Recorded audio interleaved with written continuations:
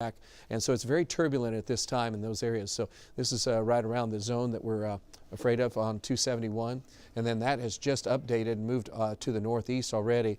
So that's how quickly that has changed. There's more turbulence to the north and to the east as well. So that update also gives us a pretty good idea what's going on. So I know it looks like a mess right in here, but that's what we're looking at as that's continued now to move toward the Braden area. And so this is wrapped up in itself at this point, and it could be embedded in rain at this particular moment right in here.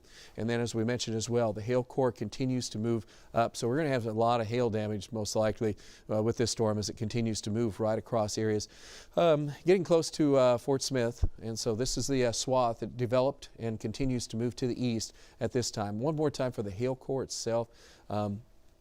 And so we're looking right into the center of the highest returns for radar for hail at this point. And so that's going to take it just on the south side of Moffett. Moffett, you guys might get some hail out of this.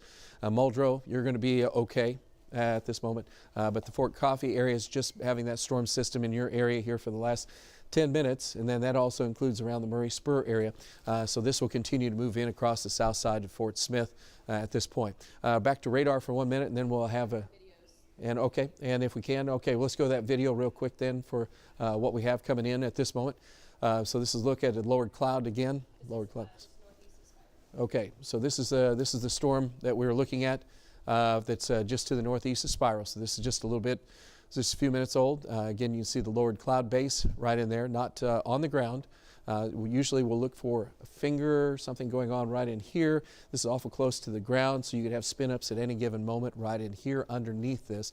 This is an area in which we have strong updraft happening right now. So as that continues, that's what we're going to be watching for. So that could happen, and then as it gets wrapped in rain, it's going to be a lot harder to see, and so you could have a small tornado coming out of that at any given moment.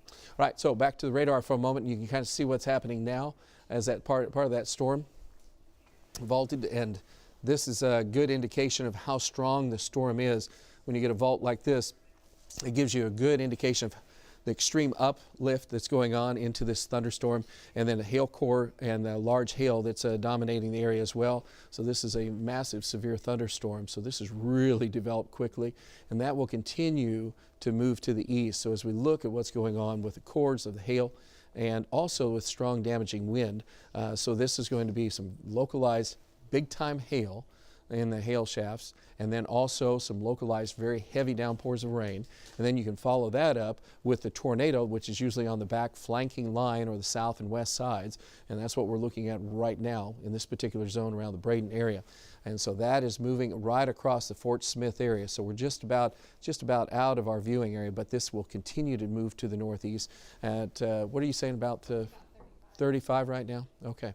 And so as we look at the shear is not as strongly indicated right in here, but it's still right in this zone. So we've got a hail core right on that. And golf ball size hail? Okay. So we do have golf ball size hail being reported at Braden right now from out of this storm. So this is right on the edge of that. So a little bit further north might be even larger size hail. So that's not a surprise right now with the strength and the magnitude of this thunderstorm as it blew up. What we're looking at, again, if you're just joining us, is the fact that this is a tornado warning, and it's close to Fort Smith, and I just mentioned this a moment ago as well, but if you are in Bartlesville, you're probably going, it's not here, and it's not. It's way in the southeast part of our viewing area, but if you're in the southeast part of our viewing area, it's here. And so we're watching it as it continues, and this has been the part of it. Strong winds now coming up across the Fort Smith area with damaging hail potential in this area, and this is going to continue. There's back building going on now with this storm, so this is going to be probably an issue that's going to happen. This is southeast of Lake Eufaula.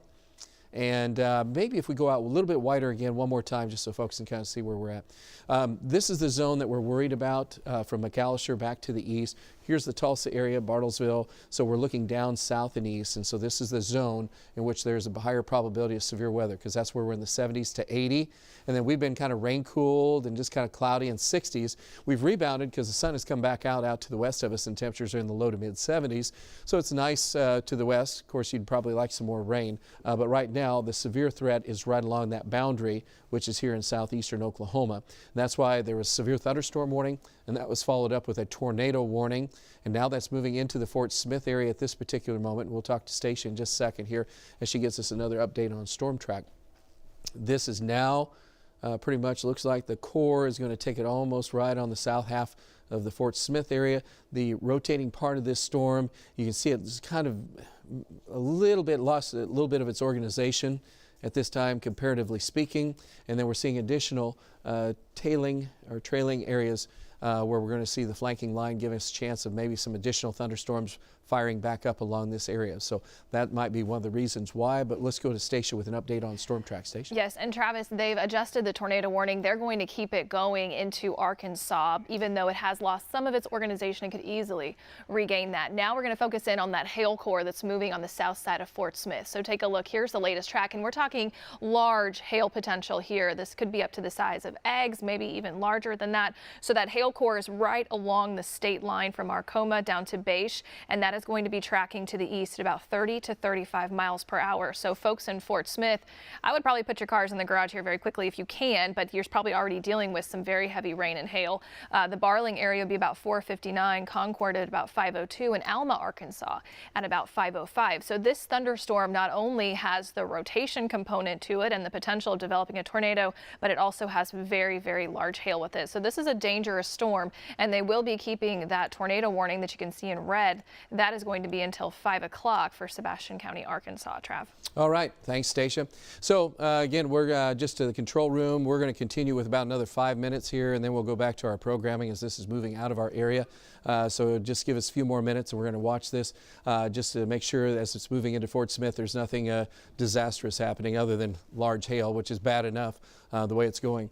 So this system, again, is just part of what is going to be multiple cells that will be forming in southeastern Oklahoma. A lot of this is going to be mainly on our southeast part of our viewing area. So what that means to us is the fact that we're just going to have a few of you folks anywhere from McAllister and then extending on over maybe to Stigler and then back off to the south to Wilburton. We have the highest probability of seeing some of these thunderstorms. So really from I-40 to the north and west, we're all quiet tonight, not a big deal. That boundary down south is where all the fireworks are located. This will continue to track to the east, and so as you look at future view, this shows us that thunderstorms as we go through 8 o'clock tonight will be regenerating at times across the extreme southeast corner of our area. So that's why we're going to watch it for a while and make sure nothing gets too carried away. Meantime, right now, Stacia, you've just had some power outages showing up, so already some of that's happening, huh? That's right, Travis. So these power outages starting up now, mostly on the northern side of the county, obviously, from where the strongest part of that storm came through. So you're already getting those power outages. I'm assuming that will carry on into Arkansas, and more storms are going to develop tonight. So we could still have the potential of severe weather and power getting knocked out. But that's just the latest numbers. About 100 customers in Flore County at this time. Trav? All right, thanks. So let's take one more look at what's going on here. And the storm now with the tornado warning, even though it's still showing up in parts of our viewing area in eastern Oklahoma here from Sequoia County and northeastern Flore County. This is going to continue to track northeast, and you can see it's a little bit washed out at this point, but it's right near the radar. Again, here's the radar site. You can see this donut hole, so we can't get a whole lot closer. Let's zoom in a little bit more on this if we could, and then take a look at velocities. Again, that had weakened on this back side, and that is, again, so we don't have a real tight couplet in here. It's primarily a hail issue going on, strong gusty winds with these areas, but again, that has weakened somewhat. There's still a chance, though, something could fire up again in Fort Smith. Unfortunately, something similar to what we just went through in Springdale, Arkansas. So we don't want that to happen, and hopefully folks there are warned enough that they know that that storm is coming into town, and that is going to continue to track to the east. So we're looking at large hail still on the south side of Fort Smith and to the Moffett area. So those are the places that we're going to be watching the highest for any additional hail, and that's moving off. All right, so that's the latest look. That appears to be the only thing that's happening right at this moment. We do have additional, again, flanking line of maybe some development that will create chance of some thunderstorms coming up in a little bit, but that's the latest. And again, we'll go back now to the news desk with more. All right, Travis, thank you so much. We'll be right back after this quick break.